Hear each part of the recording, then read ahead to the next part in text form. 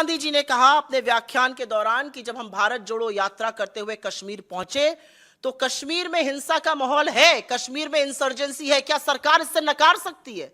यह अलग बात है कि पूरी की पूरी सरकार, पूरा तंत्र एक पिक्चर का प्रमोशन करेगा, लेकिन कश्मीरी पंडितों को चुन चुन कर मारा जाएगा और उस पर सरकार एक शब्द नहीं बोलेगी। 6 महीने से वो आंदोलन कर रहे हैं, एक बार उनसे चर्चा नहीं की जाएगी। कश्मीरी पंडितों ने हमें आकर जो कैमरा पर कहा कि हमें सिर्फ और सिर्फ कैनन फॉडर और वोट बैंक के लिए यूज किया जाता है, हमारे लिए मोदी सरकार कुछ नहीं करती, यह असलियत है, यह सच है। तो राहुल गांधी जी ने कहा कि हम भारत जोड़ो यात्रा करते वक्त जब कश्मीर पहुंचे तो सुरक्षा कर्मियों ने हमसे कहा कि आप यहां मत चलिए, यहां पे असुरक्षा है, आपके ऊपर हैंड ग्रेनेड पड़ सकते हैं। लेकिन इन बातों के बावजूद उन्होंने कश्मीर में चलना कबूल किया।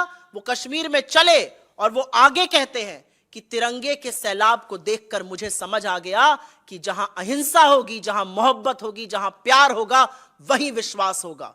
मुझसे लोगों ने कहा कि हमें लगा आप हमारी बात सुनने आए हैं, इसलिए आप यहां पर सुरक्षित हैं, और मैं सलाम करती हूं ऐसे जज्बे को। और उस पर भी, और इस पर मैं थोड़ा सा कोट करना चाहूंगी, राहुल गांधी जी ने बिल्कुल क्लियरली कहा अपनी फोटो को दिखाते हुए, there is me putting flowers on the spot where almost 40 soldiers were killed by a car bomb. आपके साथियों को, नोएडा के कमांडो वॉरियर एंकर गढ़ को by a car bomb, in a car bomb समझ में आता है। अगर ट्रांसलेशन आप गलत कर रहे हैं तो मेरे नेता के खिलाफत आप ये नहीं कर सकते हैं।